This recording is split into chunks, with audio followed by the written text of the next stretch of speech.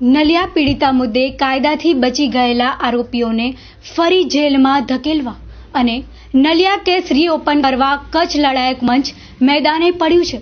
ત્યારે મુંબઈથી રમેશભાઈ જોશી સાથે કરેલી ખાસ મુલાકાતના અંશો। નમસ્કાર મિત્રો, મહાસાપુરા ન્યૂઝ અને કચ્છી ટીવી સમાચાર દ્વારા આજે ખાસ મુંબઈની વાત કરવામાં આવે તો મુંબઈ ખાતે વિષ્ણુ સેવાધામ એક જાણીતું નામ છે અને ખાસ વાત જો કરવામાં આવે તો કચ્છના માતૃભૂમિ કચ્છ અને કર્મભૂમિ મુંબઈ જે સવાયા કચ્છી માટે મુંબઈમાં રહેતા પણ જો કચ્છની હંમેશા ધ્યાન રાખતા હોય એવા રમેશભાઈ જોશી એક જાણીતું નામ છે। કચ્છ લડાયક મંચ નામથી તેઓ દુનિયાભરની અંદર ઓળખાય છે અને પોતે ધાર્મિક કાર્યો તો કરે જ છે, સેવાકીય કાર્યો તો કરે જ છે, પરંતુ કચ્છની કોઈ પણ મા બેન દીકરી કે ઇજ્જતનો સવાલ હોય ત્યારે પણ ખુલીને બહાર આવતા હોય છે। ત્યારે અત્યારે મહાસાપુરા ન્યૂઝ અને કચ્છી ટીવી સમાચાર કાંદીવલી અને બોરીવલીની વચ્ચે આવેલું વિષ્ણુધામ ખાતે આજે રમેશભાઈ જોશીની ખાસ મુલાકાત લેશે। કચ્છ માટેની ચિંતા જે હંમેશા મુંબઈમાં રહેતા પણ કરતા હોય છે એવા રમેશભાઈ જોશીની સાથે હાલમાં જે કચ્છની પરિસ્થિતિ છે, જે કચ્છની અંદર કાંડો જે રચાયા છે એ કાંડોને લઈ અને આપણે ખાસ મુલાકાત લેશું અને એમની પાસેથી જાણીશું કઈ રીતે કચ્છની હંમેશા ચિંતા સતાવતી હોય છે। તો આપણે મળીશું રમેશભાઈ જોશીને। એટલે ખરેખર જોવા જઈએ ને તો કચ્છ મારી જન્મભૂમિ છે અને મુંબઈ મારી કર્મભૂમિ છે। મીડિયાના માધ્યમથી જાન્યુઆરી 2017થી જે કાંડના બારામાં જેમાં નલિયાનું નામ આવે છે એના બારામાં બહુ મોટા પાયે ચર્ચા થયેલ ચર્ચા સાચી કે કેમ, એટલે ખરેખર સત્ય હકીકત શું છે એ જાણવા માટે અમોએ આધાર તથા પુરાવા મંગાવ્યા। કહેવાતી પીડિતા એ નલિયા પોલીસ સ્ટેશનમાં અને બીજા અધિકારીઓને જે અરજી મોકલેલ હતી એ અરજીની પ્રત, એફઆઈઆરની પ્રત, પોલીસના રિમાન્ડ એપ્લિકેશનો, એ બધું લીગલ ડોક્યુમેન્ટ અમે લોકોએ મંગાવ્યા અને એ લીગલ ડોક્યુમેન્ટમાં એટલે કાયદેસરના જે પુરાવા એમાં પીડિતાએ જે પીડિતા કહેવાય છે એ પીડિતાએ પોતાની અરજીમાં પહેલાં તો હું આપને એ કહેવા માગું છું કે અરજી કાયદાની ભાષામાં લખેલી છે। કઈ ઇન્ડિયન પિનલ કોડની કલમોનો ભંગ થયો છે એ અરજીમાં લખેલું છે। જે અરજી 12 જાન્યુઆરી 2017ના રોજે ટાઈપ કરેલી છે। તો અહીં પ્રશ્ન એ ઊભો થાય છે કે જે કહેવાતી પીડિતા છે એ કહેવાતી પીડિતા પોતે એડવોકેટ તો છે નહીં, એને બધી આ કાયદાની કલમો કઈ લાગે એ બધું એના ગજા કરતાં બહારની વાત છે। એટલે પહેલાં તો અરજી જોઈને અમને પોતાને અરજી જોઈને વહેમ પડ્યો કે આ રીતસર પ્લાનિંગથી બધું થઈ રહ્યું છે। અરજી ઉપરથી જ અમને ખબર પડી ગઈ। એટલે અમે જ્યાં સુધી સચ્ચાઈ સામે ના આવે ત્યાં સુધી તો અમે કોઈને કંઈ કહી ન શકીએ। એટલે અરજીનો અભ્યાસ કર્યો તો અરજીમાં કહેવાતી પીડિતાએ એમ લખ્યું છે કે શાંતિ સોલંકી કે જે આ ગુનામાં આરોપી નંબર 1 છે એમનું કહેવું છે પીડિતાનું। શાંતિ સોલંકીએ પીડિતાને એમ કીધું કે તારા જેવી 35થી 40 છોકરીઓ એ પણ કોલેજની એ 65 જણની શ્રીમંતો અને રાજકારણીઓની ચુંગલમાં ફસાયેલી છે એવું એમાં લખેલું છે। પછી એમાં એવું લખેલું છે કે અતુલ ઠક્કર, ભુજની ભાભી, નલિયાની પાયલ, એ બધું એમાં લખેલું છે કે આ બધું સેક્સ રેકેટ ચલાવે છે એ પ્રકારની એની રજૂઆત છે।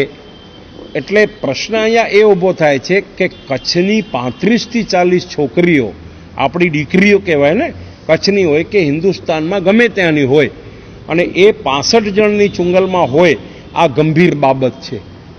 સાથે સાથે કચ્છમાંથી જે અમારા પોતાના કાર્યકર્તાઓ છે, મંચના કાર્યકર્તાઓ, આ એક શિસ્તબદ્ધ મંચ છે.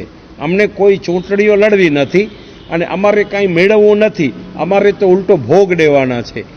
અમને આ જે કહેવાતી પીડિતા છે એના પણ સમાચાર અમને સારા ન મળ્યા. એના બારામાં પણ અલગ અલગ પ્રકારની વાતો આવતી હતી. એટલે હું આપને કહું કે અમે કાયદાના પૂજારી છીએ, એટલે અમે કચ્છના પોલીસ તંત્રને લખ્યું કે સત્ય શું છે એની તપાસ કરો. સત્ય શું છે? કે પીડિતાએ લખ્યું છે એ સત્ય છે, અથવા તો પીડિતાની વિરુદ્ધમાં જે ફરિયાદો આવે છે એ સત્ય છે? શું એ સત્ય છે કે નહીં એની તપાસ કરો. એના માટે 14/2/2017થી અમો સતત અમો પત્ર વ્યવહાર કરતા હતા, ફરિયાદો મોકલતા હતા, અમારી પાસે કચ્છમાંથી પુરાવા આવતા હતા, અને આ બધું સતત પ્રક્રિયા ચાલુ હતી. એ દરમિયાન શ્રી શંકરસિંહજી વાઘેલા સાહેબે મીડિયા સમક્ષ એ વાતનો સ્વીકાર કર્યો કે એમની પાસે નલિયા સેક્સકાંડની સીડી છે.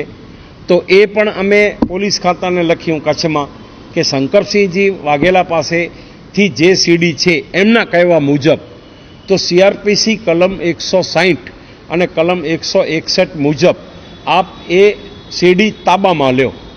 પરંતુ અમોને એવી માહિતી મળી કે શ્રી શંકરસિંહજી વાઘેલા સાહેબ પાસે કચ્છ નલિયા સેક્સકાંડની સીડી કોઈ છે જ નહીં.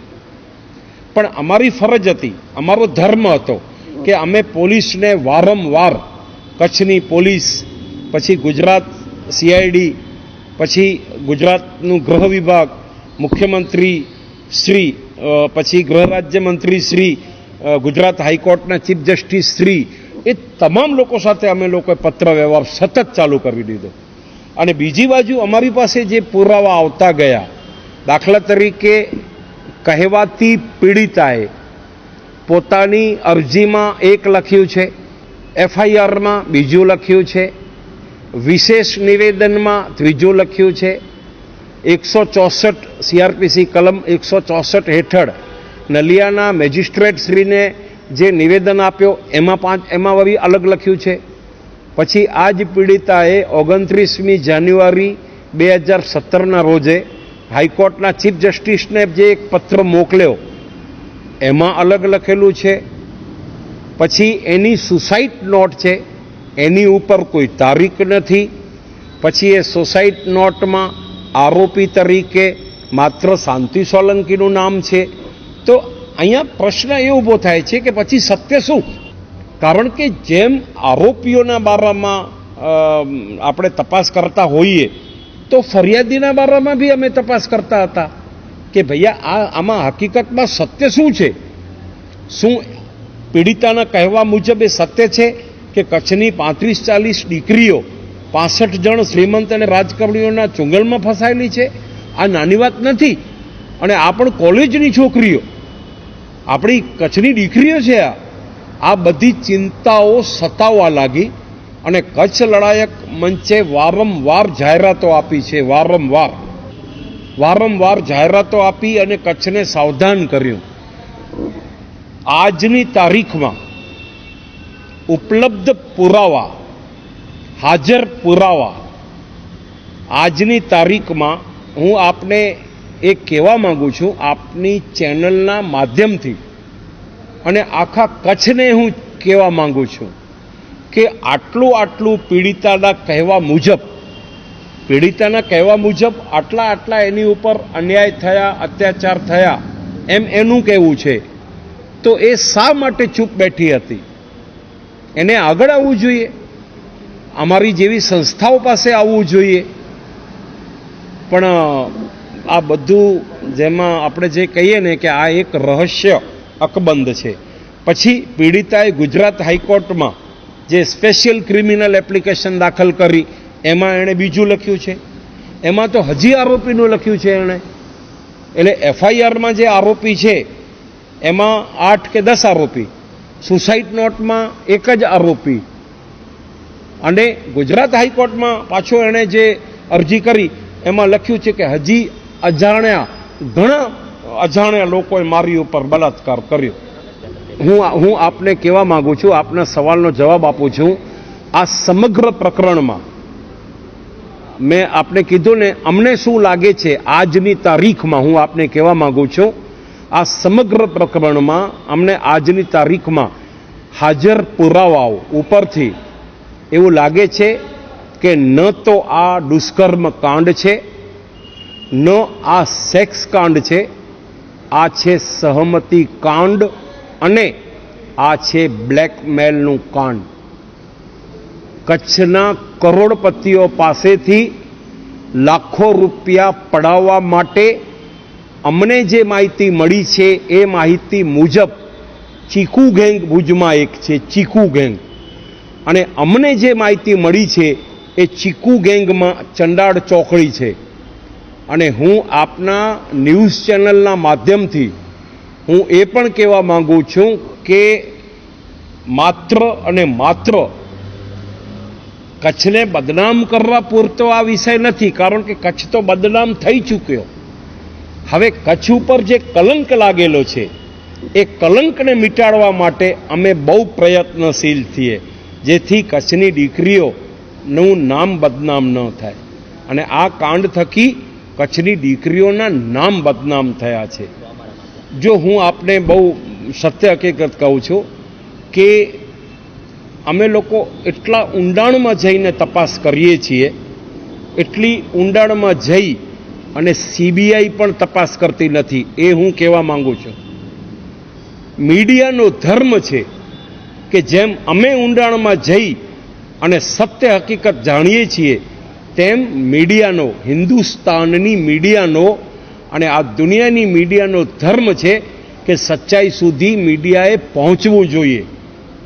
પરંતુ આજે દુઃખની વાત એવી છે, અમોને મળેલ માહિતી મુજબ, આજે આખા દેશની વાત કરું છું, આજે આ મીડિયામાં એવા વ્યક્તિઓ પણ આવી ગયા છે કે જે રીતસર કરોડપતિઓને, સાહુકાર લોકોને, મોભાદાર લોકોને પોતાના સ્વાર્થ માટે, હું આજ બી આપને કહેવા માંગુ છું કે એક બ્લેકમેલ કરતા હોય છે અને પોતાના રોટલા શેકતા હોય છે, ટેબલ સ્ટોરીઓ બનાવતા હોય છે, અને એવા હજારો કિસ્સાઓ આ મુંબઈમાં બને છે. અને આ મુંબઈમાં ઘણા બધા મીડિયા સાથે સંકળાયેલ લોકો બ્લેકમેલના આરોપ હેઠળ આજે જેલના સળિયા પાછળ છે. આવું ન હોવું જોઈએ. મીડિયાનો ધર્મ છે, પીડિતાએ ફરિયાદ લખાવી એનો અર્થ એવો નથી કે પીડિતા દૂધમાં ધોયેલી છે, અને પીડિતાએ જે આરોપીઓના નામ લખાવ્યા એ આરોપીઓ બધા જ હવસખોરો છે એવું પણ નથી. એટલે આમાં છે ને બહુ ઊંડી તપાસ થવી જોઈએ. અને એ પણ બીજી વસ્તુ આપને કહી દઉં છું કે આ સમગ્ર કાંડ ઉપર ગુજરાત સરકાર શ્રીએ કોંગ્રેસ પક્ષના દબાવ થકી અને કોંગ્રેસ પક્ષની રજૂઆત થકી જે દવે તપાસ પંચની નિમણૂક કરી, હું આપને કાયદાનો સંદર્ભ આપીને કહેવા માંગુ છું કે the code of criminal procedure, એટલે ભારતના ફોજદારી કાયદાઓ અનુસાર તપાસ કરવાના અધિકાર માત્ર અને માત્ર પોલીસને છે. પછી એમાં સ્થાનિક પોલીસ હોય, લોકલ ક્રાઇમ બ્રાન્ચ હોય, સ્ટેટ ક્રાઇમ સીઆઈડી હોય, સીબીઆઈ હોય, એનએઆઈ હોય, અથવા સેન્ટ્રલ આઈબી હોય, અથવા તો સ્ટેટ આઈબી હોય. મૂળ એ લોકોને તપાસ કરવાના અધિકાર છે. કોઈ પણ હાઈકોર્ટના નિવૃત્ત ન્યાયમૂર્તિને તપાસ કરવાના અધિકાર નથી, અને એવી જોગવાઈ કાયદામાં નથી. અને માટે જ ગુજરાતના ચીફ જસ્ટિસશ્રીને કચ્છ લડાયક મંચે 1 માર્ચ 2017ના રોજે એક 14 પાનાનું નિવેદન મોકલી અને અમે લોકોએ વિનંતી કરી હતી કે ખરેખર આમાં ઊંડું ઉતરવું હોય અને સચ્ચાઈ કચ્છ ગુજરાતની જનતાની સામે આવે તો આ સમગ્ર પ્રકરણની તપાસ સીબીઆઈને સોંપવામાં આવે, પણ જાતની કાર્યવાહી થઈ નથી. વિશેષમાં પીડિતાએ હાઈકોર્ટમાં જે અરજી કરી એ અરજીના અનુસંધાનમાં હાઈકોર્ટના આદેશ મુજબ આપણા પોલીસ ખાતાએ જે સોગંદનામું રજૂ કર્યું, અમને એવી માહિતી મળી છે કે એ સોગંદનામા દ્વારા પણ પોલીસે એ તમામ આરોપોને નકાર્યા છે જે આરોપ પીડિતાએ પોતાની ફરિયાદમાં લખાવ્યા હતા. અને મને ખુશીની વાત એ છે કે એ સોગંદનામામાં પોતે પોલીસે એટલે ઇન્વેસ્ટિગેશન એજન્સીએ એ સ્વીકાર્યું છે કે કચ્છમાં 35-40 કોઈ પણ એવી છોકરી એવી નથી અને 65 જણનું કોઈ શ્રીમંતોનું એવું ગ્રુપ નથી કે જેની ચુંગલમાં આ ફસાયેલી હોય. એટલે મા આશાપુરા ન્યૂઝ ચેનલના માધ્યમથી આપ મુંબઈ આવ્યા અને મુંબઈ આવી અને મારી મુલાકાત લીધી એ બદલ હું આપનો આભારી છું. અને મને બહુ દુઃખ લાગ્યું છે કારણ કે કચ્છ એ મારી જન્મભૂમિ છે અને હું એક સત્ય અને ધર્મ ઉપર ચાલવાવાળો બ્રાહ્મણ છું. હું જ્યારે વડાપ્રધાન નરેન્દ્ર મોદીની પરવા નથી કરતો અને ન તો ગુજરાતના કે મહારાષ્ટ્રના મુખ્યમંત્રીની પરવા કરું છું, હું માત્ર અને માત્ર ઈશ્વરથી ડરું છું અને માત્ર મા જગદંબાથી ડરું છું.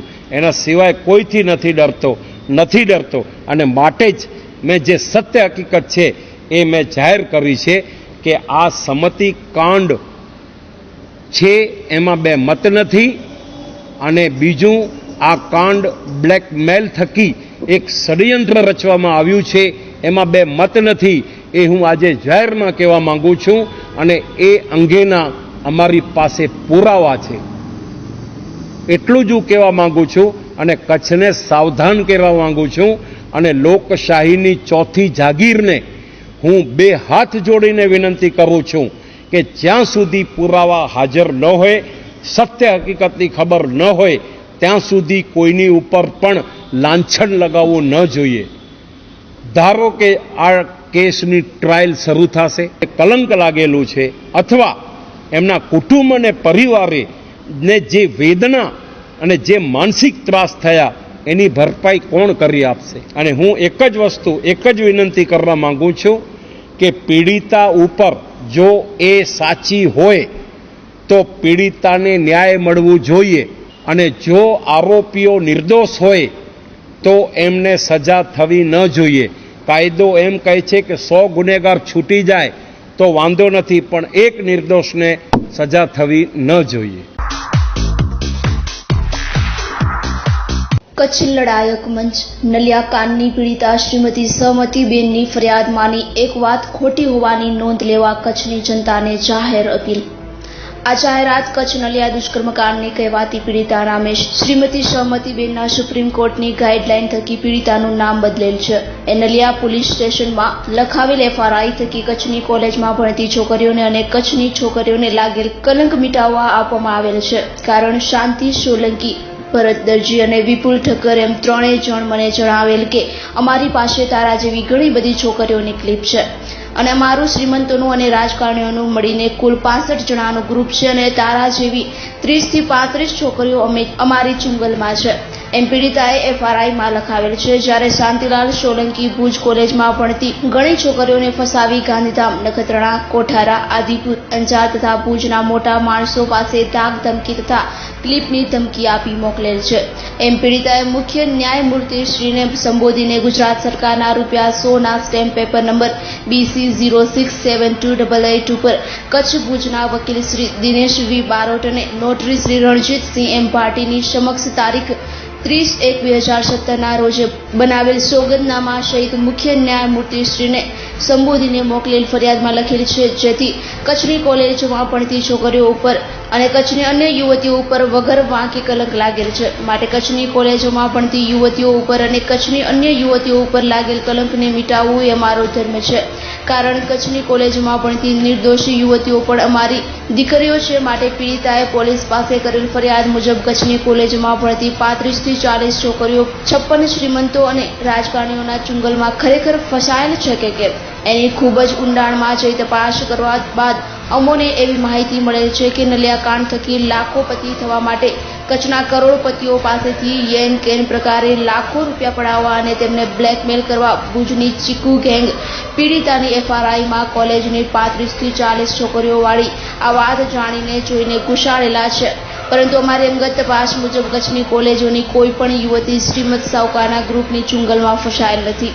કહેવાતી પીડિતા શ્રીમતી સહમતીબેન નામ બદલેલ છે.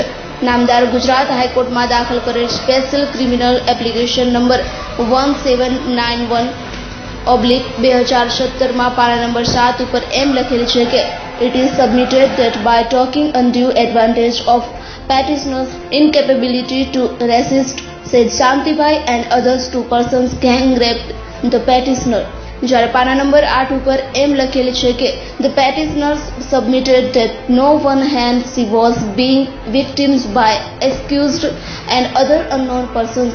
ટૂંકમાં કચ્છ લડાયક મંચની અંગત તપાસ દરમિયાન મંચને મળેલ માહિતી મુજબ કચ્છ નલિયા દુષ્કર્મ કાંડમાં અથવા તો સેક્સ કાંડમાં અથવા તો સહમતી કાંડમાં અથવા તો બ્લેકમેલ કાંડમાં કચ્છની કોલેજોમાં ભણતી કોઈ પણ છોકરી કોઈ પણ ગ્રુપના ચુંગલમાં બિલકુલ ફસાયેલ નથી. સિવાય પીડિતાને પણ 50 લાખ સુધીની ઓફર થઈ હતી એવી કબૂલાત ભુજ તાલુકાના માધાપર ગામમાં રહેનાર શ્રી મહેન્દ્રભાઈ રાજાણી ઉર્ફે ગુમનામ બાબાએ કચ્છના એક અગ્રગણ્ય અખબારને આપેલ મુલાકાત દરમિયાન કરેલ હતી અને એ અંગેના સમાચાર એ અખબારના શનિવાર તારીખ 18/2/2017 અંકમાં પ્રસિદ્ધ થયા હતા. માટે એ સમાચાર સાચા છે કે કેમ એની ખાતરી કરવા માટે ગુમનામ બાબા અલગ અલગ એવા 2 સિમ કાર્ડ ધરાવતા મોબાઈલ ઉપર અમોને શનિવાર તારીખ 25/2/2017 સવારના ભાગમાં સંપર્ક સાધતા અને તેઓ શ્રીના સાથે અમોએ અમારા મોબાઈલ ઉપર ચર્ચા કરતા ગુમનામ બાબાએ અમોને એવી માહિતી આપેલ કે નલિયા સેક્સકાંડનો મુખ્ય આરોપી શાંતિ સોલંકીએ રૂપારેલ નામની એક વ્યક્તિ મારફતે અને કચ્છ ભુજના રહેવાસી શ્રી હેનરી ચાકો મારફતે પીડિતાને ₹50 લાખ આપવાની ઓફર મને કરેલ હતી. માટે ગુમનામ બાબાએ અમોને આપેલ આ માહિતી સાચી છે કે કેમ તેની તપાસ કરવામાં આવે એ માટે અમોએ સીઆઈડીના અધિક પોલીસ મહાનિદેશક શ્રીને તારીખ 25/2/2017 રોજે મુખ્ય ન્યાયમૂર્તિ શ્રીને તારીખ 1/3/2017 રોજે પશ્ચિમ કચ્છ એલસીબી અને પશ્ચિમ કચ્છના પોલીસ અધિક્ષકને તારીખ 2/3/2017 રોજે ગૃહ વિભાગના અધિક મુખ્ય સચિવશ્રીને તારીખ 10/3/2017 રોજે લેખિતમાં ફરિયાદ કરવા બાદ આ ₹50 લાખ તથા અન્ય ₹80 લાખની ઓફર અંગે તપાસ કરવામાં આવી અને તપાસ કર્યા બાદ કાયદેસરની કાર્યવાહી કરી યોગ્ય પગલાં લેવામાં આવે એવા 3 લેખિત હુકમ સીઆઈડીના અધિક પોલીસ મહાનિર્દેશક શ્રીએ કચ્છ ભુજના પોલીસ અધિક્ષક શ્રીને તારીખ 7/3/2017 અને તારીખ 9/3/2017 અને તારીખ 15/3/2017 રોજે આપેલ છે અને લેખિત આદેશની એક નકલ સીઆઈડીએ અમોને આપેલ છે. માટે કચ્છની કોલેજની યુવતીઓવાળી અને શ્રીમંતો તથા શાહુકારોના ગ્રુપવાળી નલિયાકાંડની પીડિતા શ્રીમતી સહમતીબેનની ફરિયાદ માની આ વાત ખોટી હોય અને કચ્છ ભુજની ચીકુ ગેંગથી તથા ચીકુ ગેંગ ઉપર વિશ્વાસ રાખનાર લોકશાહીની ચોથી જાગીરના અમુક બ્લેકમેલરોની સાવધાન રહેવાની અપીલ કરવામાં આવે છે. લેખિત અને શ્રી રમેશ જોશી, પ્રમુખ કચ્છ લડાયક મંચ, રાષ્ટ્રરક્ષક જનમંચ, ધર્મરક્ષક મહામંચ, રવિવાર તારીખ 2/4/2017.